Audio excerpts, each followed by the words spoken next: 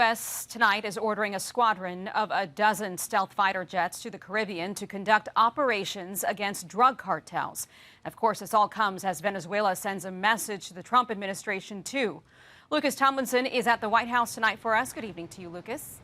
Good evening, Aisha. The White House has approved the deployment of 10 F-35 stealth fighter jets to Puerto Rico after a pair of Venezuelan F-16 jets buzzed an American-guided missile destroyer in the Caribbean.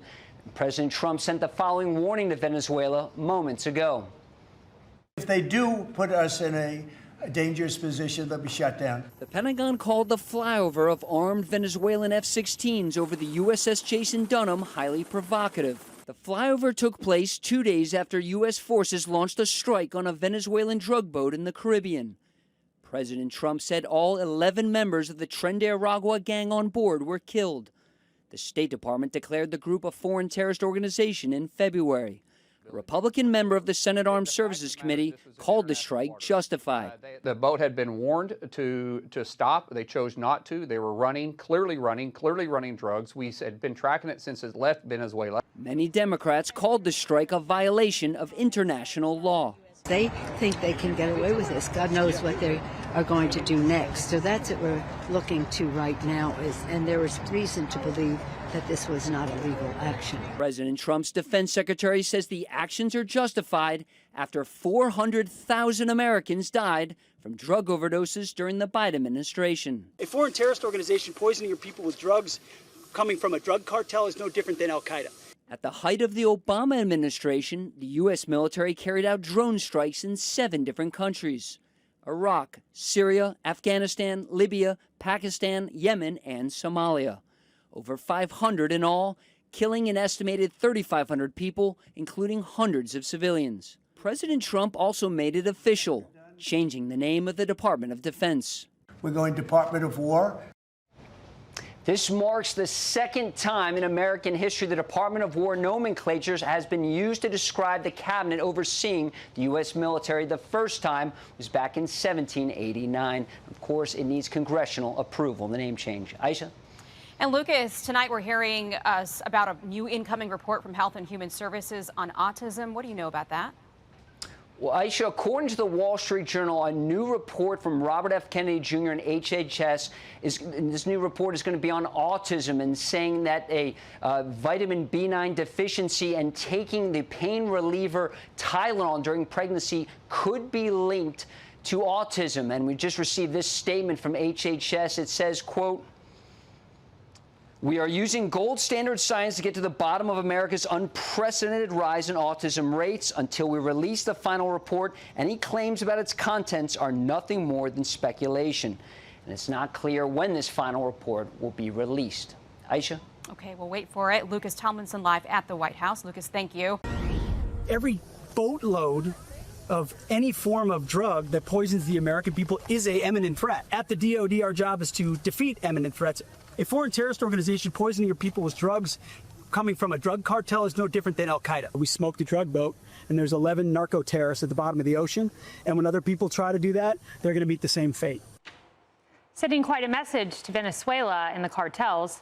President Trump committing more assets to counter foreign cartels while Democrats are vilifying him, claiming he did not act within his legal authority when he authorized military force to decimate that alleged drug peddling speedboat, which was headed directly for the United States.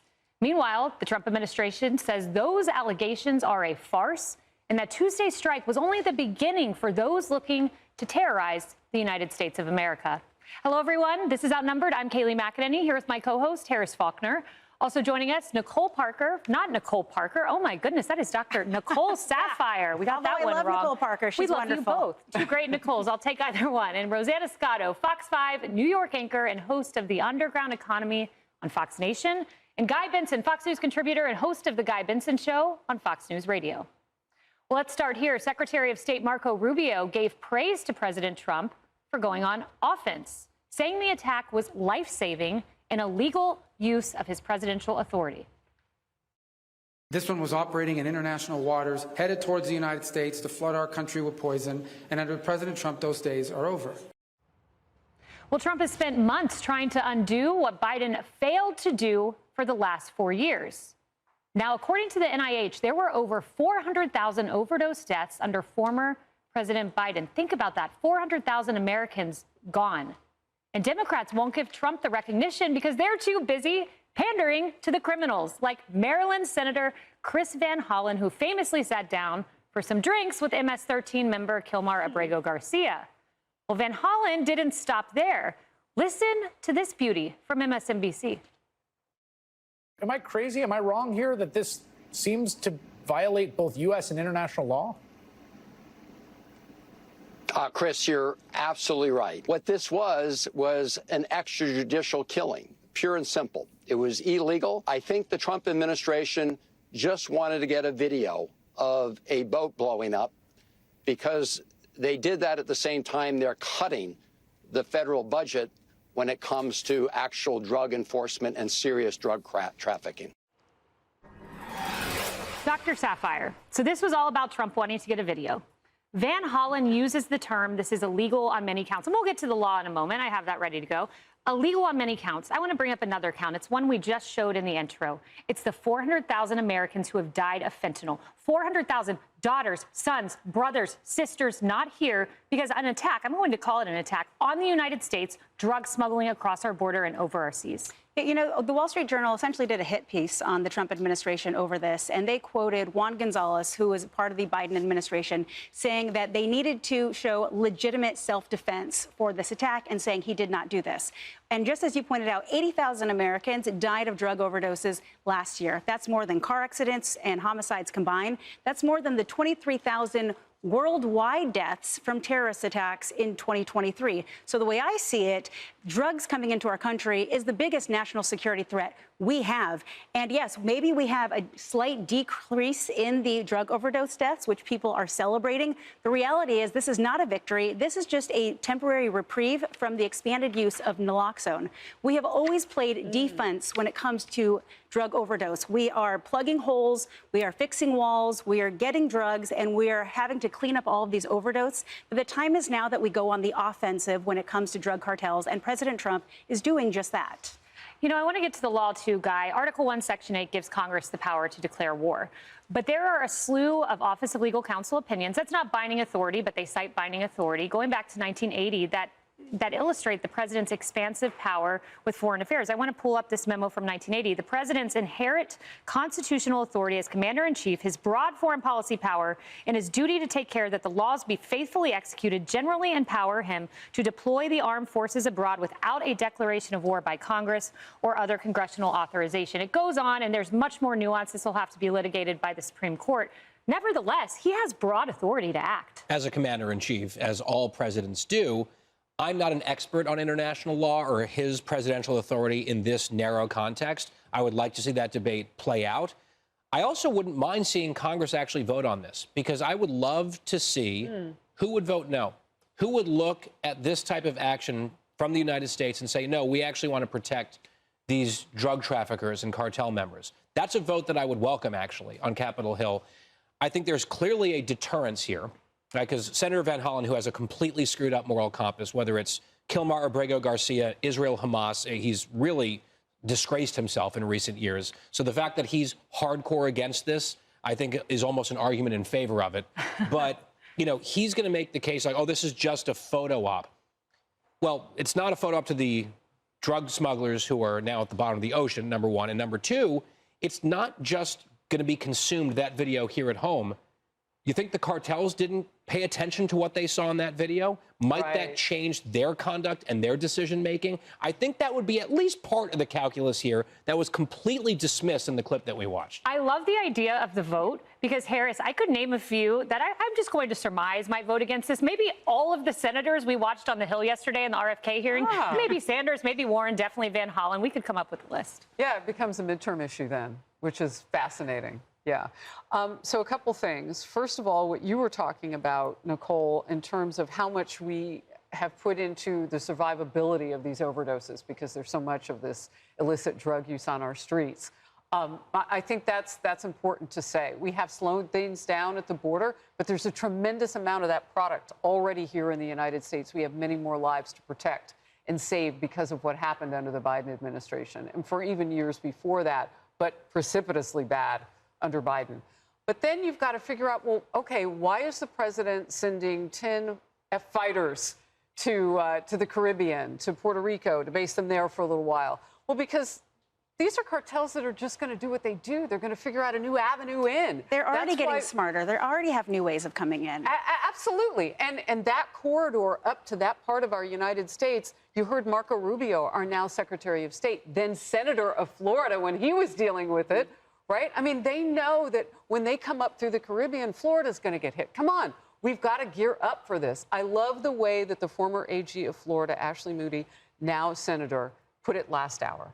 She said, this president has new ideas. She begged Biden to come up with new ways. He wouldn't do it. Trump is doing it now. Rosanna Hegseth, we heard him at the beginning of this segment use the word offense.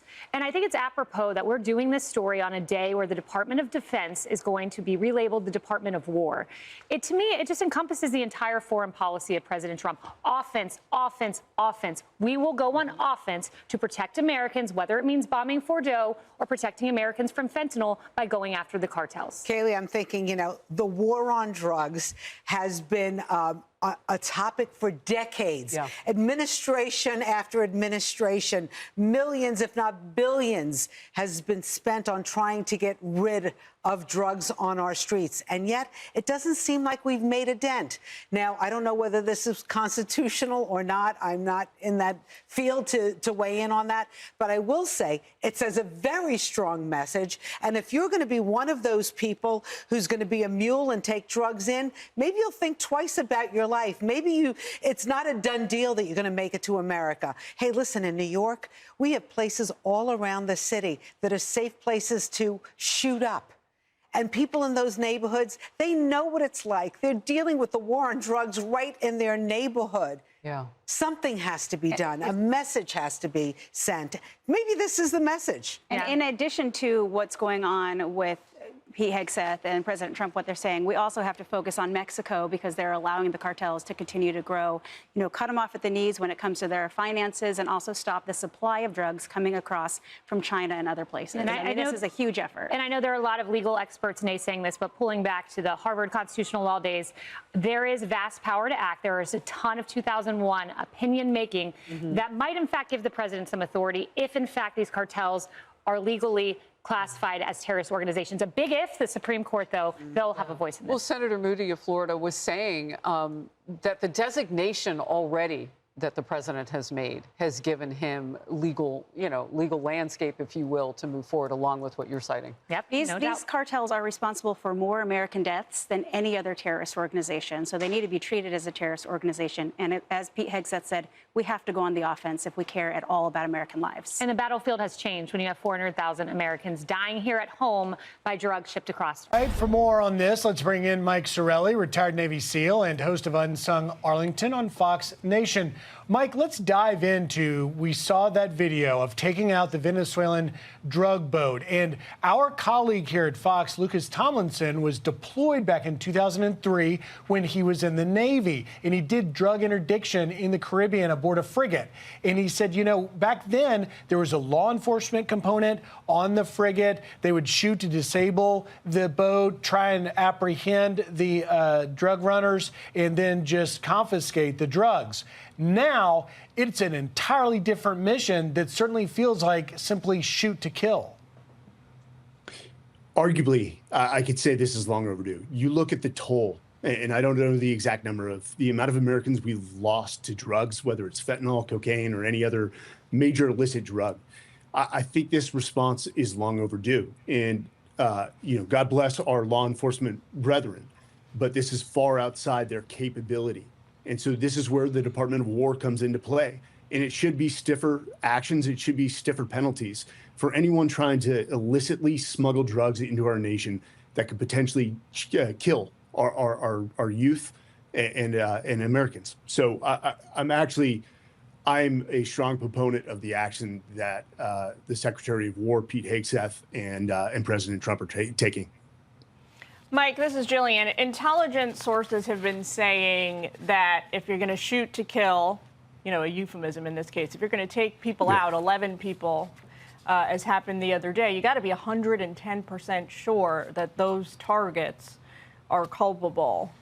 Based on what you know from serving, do you feel comfortable that the government was 110% sure that all 11 of these people were the right targets?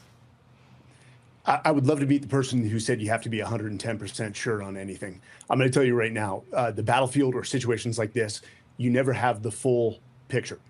You, in fact, have to make very strong, decisive, quick decisions with 60 or 70% of the sight picture, or what we call intelligence.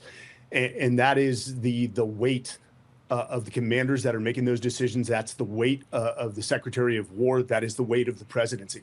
And you know, sometimes, guys, we get it wrong. That's war. And that's the war on drugs and the war on cartels. So you're never going to have, 110% or 100% assurance on these targets. But when it comes to American lives, that's our job, to make those hard decisions for which 99% of Americans don't want to make, trying to protect our youth, Americans, and our way of life. Mike, I want to play for you a little bit of SecDef Hegseth. He was talking about this strike. And keep in mind, the Cartel del Soles, for which Nicolas Maduro has been indicted back in 2020 for being the leader of on narco terror and trafficking charges. Here's a little bit of Hegseth. Here's what he says.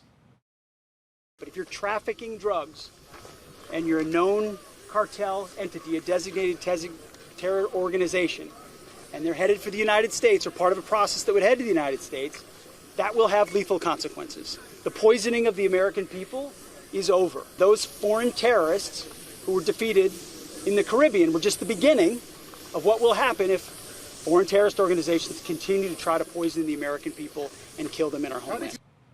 And so, Mike, I want to get your reaction to that. It seems that this FTO or SDGT designations are really what's driving the authorization, if you will, to take these actions.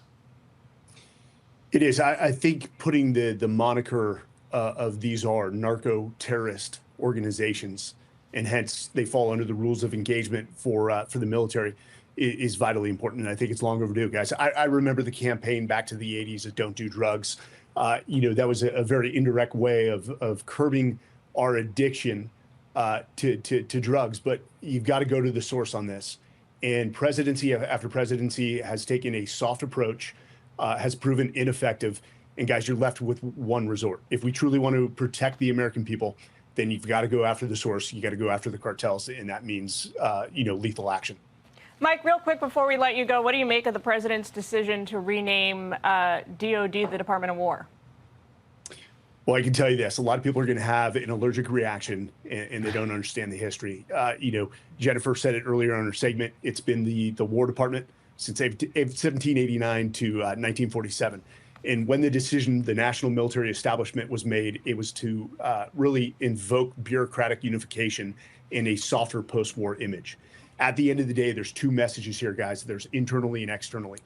Internally, the War Department or Department of War is a cultural mind shift, that these social experiments within DOD are done. At the end of the day, we have to be the most technologically, tactically, lethal force in the world. We are measured on our lethality as the military. And externally, it is very symbolic to our enemies of America is back, and we're serious about business. We are always in the pursuit of peace, but we are trained in the art of war. We are the best military force, so don't test us. People respond to strength. Weakness invites enemies at your doorstep. No more nation building as well, it sounds like. Mike, got to leave it there. Thank you so much for taking time. Republican Senator Ashley Moody of the great state of Florida, member of the Judiciary and Homeland Security Committees. She's also served as the state's Attorney General. Good to see you. Let's begin with that legal question about what the Trump administration is doing now to knock out narco-terrorism.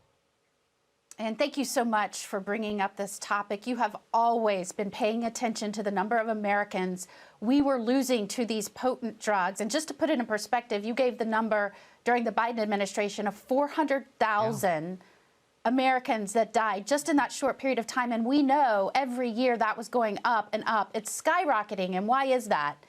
It's because these drugs, the synthetic opioids, not just fentanyl, but the synthetic variations of that are becoming more and more potent. I remember as Attorney General, I was desperately asking the President, Biden, to think outside the box. We had to do something different. What was always being done was not working. We would have 7 people splayed out at a gas station that we had to rush in and try and save their lives, you know, here in Florida. I mean, it was happening over and over. And so I asked him, let's declare these cartels terrorist organizations. Let's take it a step further. This is so deadly. It's a weapon of mass destruction. We have to do more. Of course, that fell on deaf ears. So you have a president coming in and saying, business as usual isn't cutting it. We lost 400,000 under the Biden administration. You know how many Americans in the military we lost since 9/11? About 7,000. I mean, this is what the #1 killer of Americans. China knows it. The synthetic products are coming out of there. They know it because they're using it in negotiations with our country. Mexico knows it. And so President Trump's come in and said, no, we're going to declare these cartels foreign terrorist organizations, and we're going to take whatever means is necessary to protect American lives. He always thinks outside the box. What's always been business as usual doesn't work. We're going to try something new. And I think Americans should be proud of a president that puts American lives and safety first. Well, that information, too, that you gave us on Biden and how you were begging him, basically, to try to come up with something new, that is very jarring, considering how many Americans we lost on his watch. Let's go forward with this. The White House is rallying behind Health and Human Services Secretary Robert F. Kennedy Jr. The fireworks were live right in this hour yesterday. I mean, the liberal senators teed off. There were some exploding conversations during that Senate hearing that unfolded, and Democrats went hard at the secretary, and he was giving as good as he got. We are the sickest country in the world. That's why we have to fire people at CDC. They did not do their job. Robert Kennedy has elevated conspiracy theorists, crackpots, and grifters to make life or death decisions about the health care of the American people. 20, 25 years, while the chronic disease in our children went up to 76%. And you said nothing. What you'd be doing is honoring your promise that you made when you were looking to get confirmed in this job. I never promised that I was going to recommend products for which there is no indication. When you said... And I know you've taken $855,000 from pharmaceutical companies, Senator. Did you catch that number? I mean, that was so jarring yesterday. He was giving the facts on her. Vice President J.D. Vance, with strong words in the secretary's defense, posted this. When I see all these senators trying to lecture and gotcha Bobby Kennedy today, all I can think is you all support off-label, untested, and irreversible hormonal therapies for children, mutilating our kids and enriching big pharma. You are full of bleep, and everyone knows it. The president also standing behind Kennedy. I didn't get to watch the hearings today, but he's a very good person. And he means very well, and he's got some little different ideas. If you look at what's going on in the world with health, and look at this country also with regard to health, I like the fact that he's different. What that hearing was supposed to be was a laying out, if you will, of the president's agenda in terms of health care. In fact, that was the title of the hearing. It turned into almost like a wannabe impeachment from liberals toward RFK Jr. Well, two things should not surprise us. Number one, the Democrats don't want there to be discussion or a review of different scientific viewpoints on what's happening to American health. Remember, this is the same party that during COVID was working with the social media companies to shut down any information that was being shared that wasn't what the government told you what was the truth and what was right. When I was Attorney General, we had to do a grand jury just to figure out if what was being put out there by the government during the Biden administration was true and whether there were misinformations and whether there was something put out that was in coordination, you know, how they were trying to shut out differing viewpoints. And so what also should not surprise anyone is that President Trump backed Kennedy because he is, and keep with the theme we were just talking about, it is insanity to keep doing the same things over and over, expecting a different outcome. He wants somebody that will question, look, you and I, when we were kids under 2, how many vaccines were they pushing How many were recommended? What was the government saying take? I think it's doubled, right? And so well, I'm older than you are. It's definitely more than doubled we need to in my question. lifetime. Yeah, definitely. It just needs to be questioned. Absolutely. And that doesn't mean we don't have mandates. It's just mandates does not mean we don't provide for and make sure vaccines are available, but let's question and readdress. And I think that's what he's trying to accomplish. Look, I would have to think in the Senate, you might even know this, Senator Tina Smith, but she made a false accusation against RFK Jr. And it wasn't just the first time. Well, Secretary Kennedy was ready. Watch. You went on Fox News blaming school shootings on antidepressants. You have no evidence of that because you have no evidence of a connection.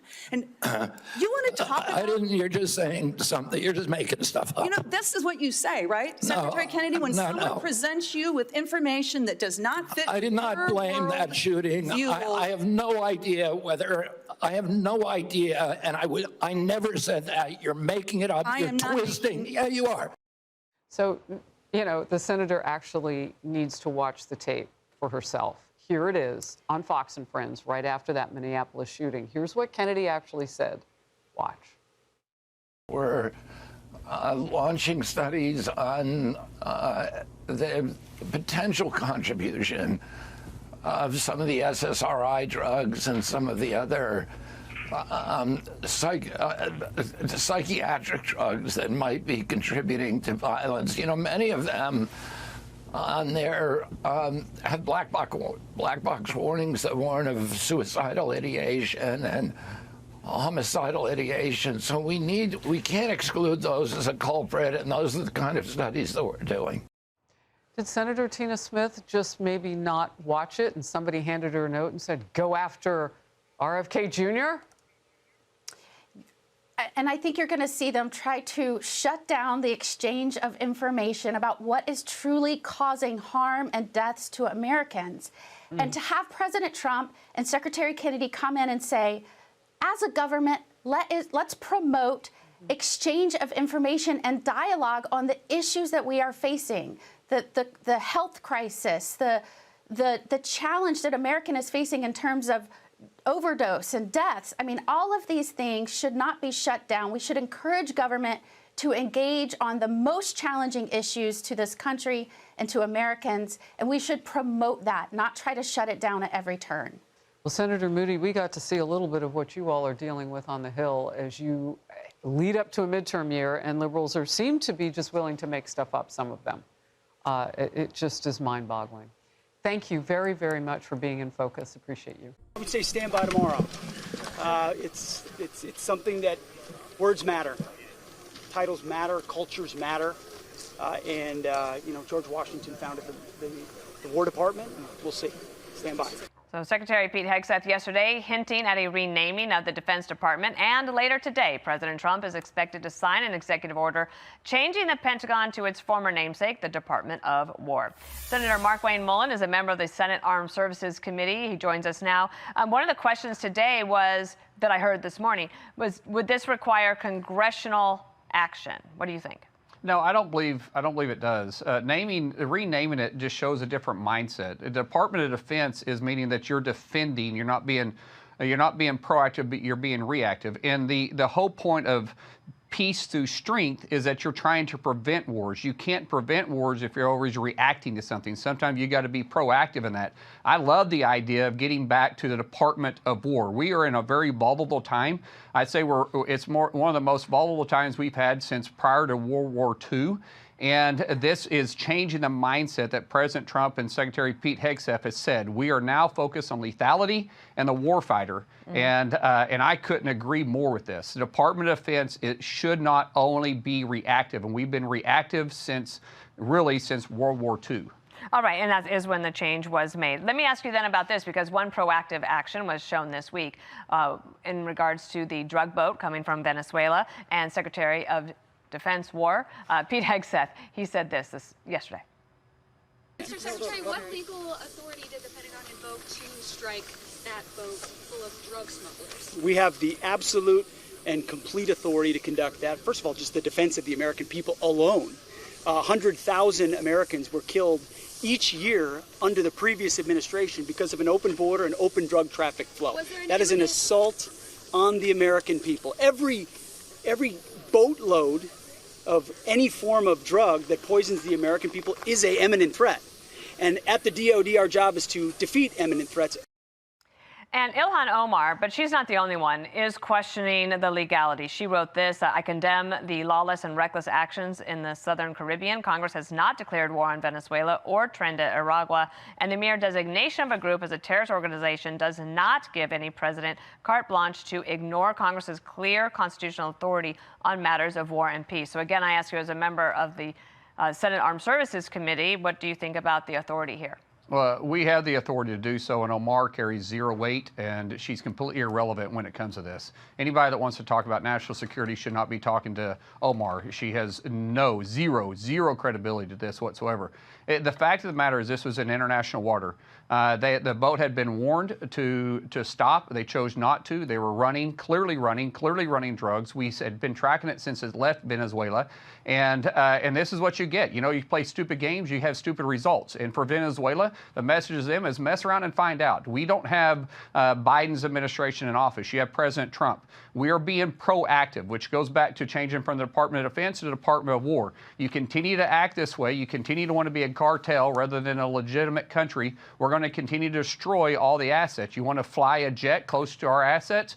Mess around, find out what's going to happen next. Well, actually, I wanted to ask you about that. Can you explain to people what happened this morning in terms of what Venezuela did to us? Yeah, so I believe, I haven't talked to anybody from Venezuela, but we believe that they tried to basically prove a point. We had a Navy ship in international water. They chose to fly a jet dangerously close to it, too close to the fact that they were also warned. They're lucky they didn't get shot down. It was 100% being provocative going towards us, and we think it was in a result to us shooting down one of their drug ships. And I do mean one of their drug ships. This ship that we destroyed was dispatched from Venezuela. And so this was a response, and we're going to respond back to what they did today. All right, Senator, thank you. Glad you're back in Washington, even if you're not, but you said it is safer, so we'll keep in touch with you and maybe see you next week. Thanks so much. Thank you, Dana. All right, hello and welcome, everyone. I'm Sandra Smith, along with Kayleigh McEnany, Jessica Tarlov, Jesse Waters, and Greg Gutfeld. It is 5 o'clock in New York City, and this is The Five.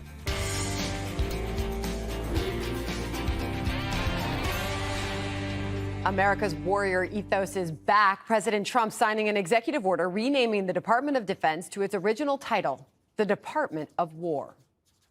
We won the First World War. We won the Second World War. We won everything before that and in between. And then we decided to go woke and we changed the name to Department of Defense. So we're going Department of War. The War Department is going to fight decisively, not endless conflicts.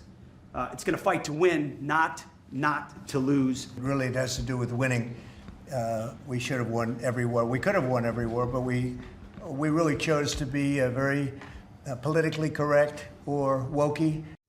And that warrior ethos was on full display in the Caribbean after U.S. forces obliterated a suspected drug smuggling vessel off the coast of Venezuela, a boat laden with deadly poison and headed straight for American shores. Secretary of War Pete Hegseth says this strike was not the end, it was the opening shot.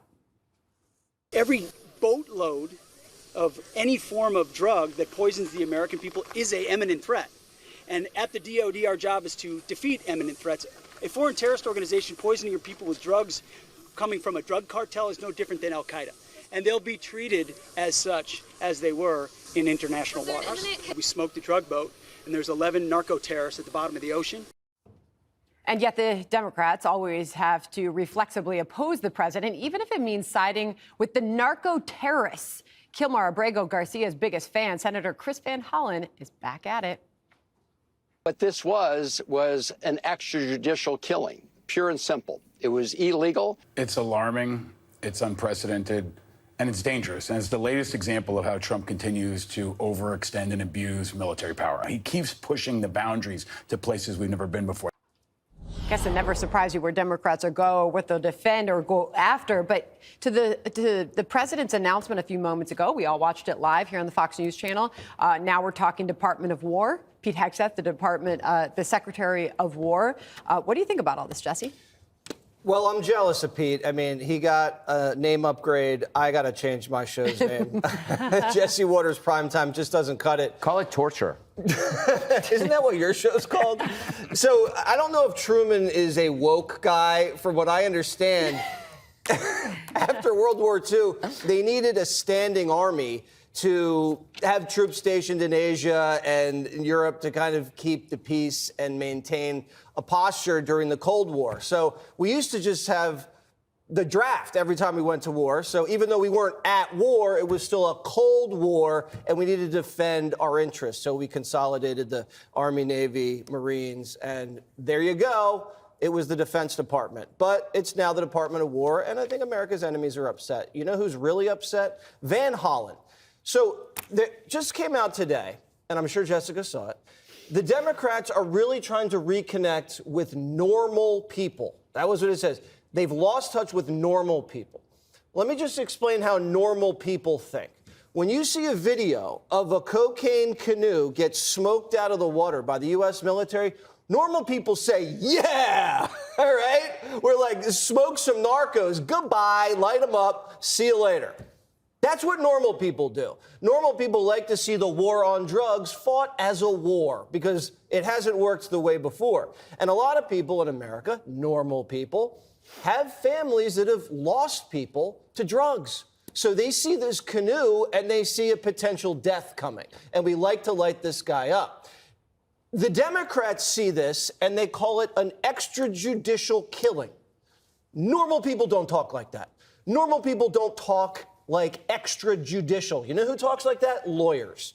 They have to stop sounding like lawyers. You sound weak. You sound wily. Lawyers are unpopular, almost as unpopular as pollsters, Jessica.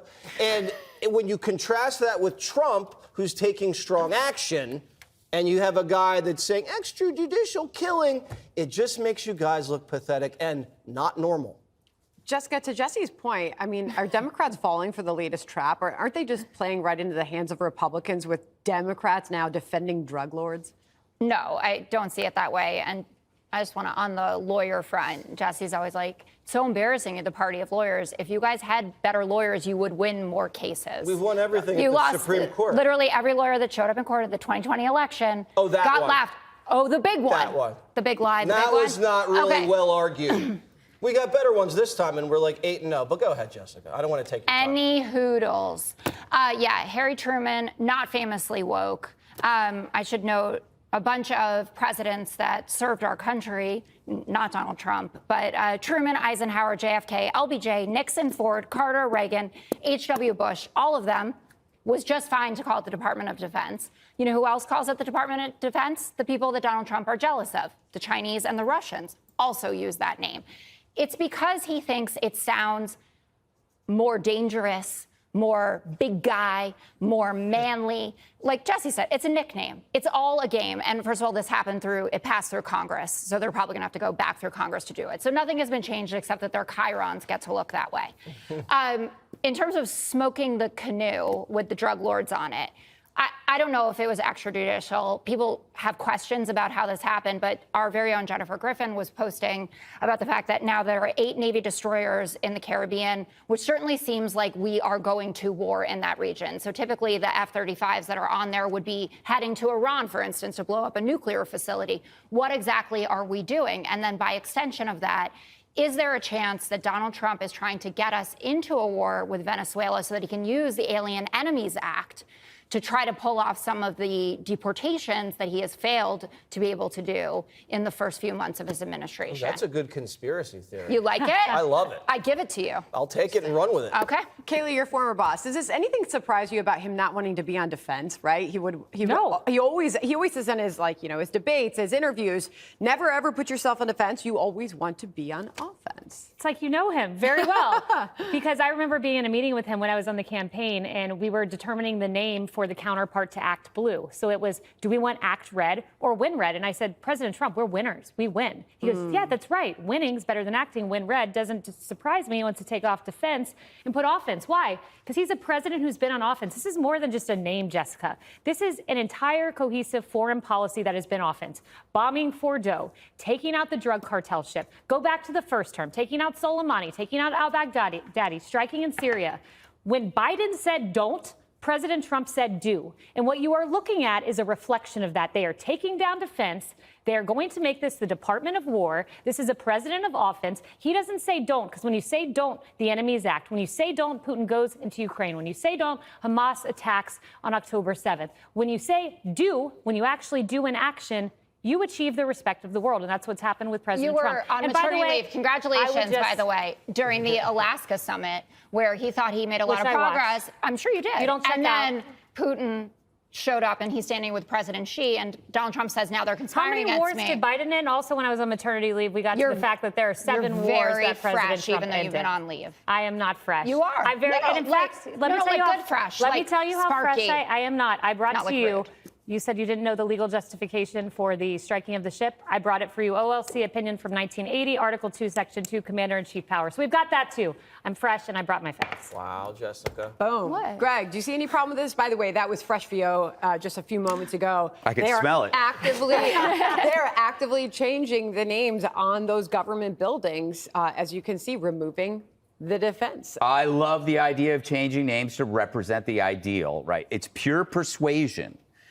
This is why a lot of liberals like Jessica have to psychoanalyze him, because they don't understand persuasion. When you have somebody like Van Hollen who speaks like a lawyer, you're never going to persuade anybody. They should do this with all the departments. The ATF, which is alcohol, tobacco, and firearms, just call it the Department of Fun. The IRS, the Department of Extortion, the Department of Indian Affairs, casinos. TSA, just call it second base. But Trump is the most anti-war president I've ever had the pleasure of being alive for. And all of his strikes, as you know, are highly specific. And you can only do that with a really, really powerful war machine. We predicted that the taking out the narco-terrorists, in a matter of time, the media and the Dems would side with the narco-terrorists because Trump did it. And also because their problems, i.e. the bad guys, always seem to matter more than ours, Americans, whether it's fentanyl, gangs, sex trafficking. I'm sure one of those drug smugglers, we will find out through Van Hollen, owned a puppy and used to read to his grandma late at night. But we talk about the past. We don't have to go that far for this distinction. Trump was making a distinction about the last 4 years. What did Biden do to the Department of Defense? He turned it into a laboratory for social experimentation. It wasn't about protecting the country. We saw it. Everybody knew it. It was about making it an enlightened vehicle for the rainbow people. They treated the military like a Disney remake. Let's update all the characters, right? We'll add a gay here, put a trans here, a non-binary woodland elf. And then Trump enters the picture. He says, no. It's about war. And if it doesn't fit that definition, we don't want it. His critics don't understand this, and he drives them crazy because he operates on a superpower they don't have, which is persuasion. What is persuasion? Blunt language, usually that's pretty colorful and memorable. Department of War. He understands incentives and disincentives. Department of War is a disincentive. He also has you think past the sale. Calling it the Department of War then has you accept the premise in its own title. So when you hear things, you go, we need new missiles. Department of War. That sounds about right. We want a diversity month. Is that diverse? Is that Department of War? No, it isn't. So he creates this world for you, and it drives the left crazy because they still haven't found the person who can do this. Jessica. I can do it. All right. Up for president. Up next, the showdown in Chicago. ICE agents are ready for a raid. Kevin Donegan, former director of operations at U.S. Central Command. Admiral, great to have you on the show. I want to pick up where Jonathan left off there because it really is. This is a show of force. I want to put this map up, if I can, on the screen because here's the Navy assets that are in the Caribbean. We're talking about the ships in and about the Caribbean area here. And then you talk about having these 10 F-35 stealth fighters along with that. What do you think of that presence, of that message, Admiral? Well, I think the message is clear that the administration wants to, the message they want to send is that, we don't want these drugs to come into the United States. For years, we've under-resourced the mission to stop the drugs that have been trafficked into the United States through air, land, and sea. And I don't know if this is the right mix to change that dynamic, but clearly we've under-resourced it in the past. Yeah, I want to put this on the screen. This is the Wall Street Journal editorial board, and they say the following, quoting here, one geopolitical benefit of a U.S. policy to police the Caribbean more aggressively is that it's likely to disrupt, at least in the short run, the Maduro dictatorship's dollar income from trafficking, which it relies on to remain in power even more than oil. I mean, this is a major economic blow for Maduro, which means we should expect some pushback here, Admiral. Is that a fair assessment? Well, first of all, if you look at the problem we're trying to solve, and I think it's different from the U.S. versus Venezuela. I think the problem we're trying to solve is that these drugs are being shipped into our country in this way, right? And we need to stop that. And the way we go about dismantling networks is you get at their funding, you get at their supply line, you get at their distribution, and in some cases you get at your leadership. But in this case, you also have to get at the demand stream in the United States. All those together is why we've had drug czars for decades, right, trying to tackle that very difficult problem. And none of those things individually, any of those lines of operation individually are going to solve the problem of drugs coming into the United States. But we have to do something about it. And the arguments currently are, should we continue to let this be led by organizations, Coast Guard organizations that are responsible for law enforcement, or should this be a Department of Defense mission? And, we could talk about that if you like. Yeah, very good questions. Admiral Dunnigan, thank you for your time. Good analysis, sir. We appreciate it. Thank you. Hey, Sean Hannity here. Hey, click here to subscribe to Fox News YouTube page and catch our hottest interviews and most compelling analysis. You will not get it anywhere else.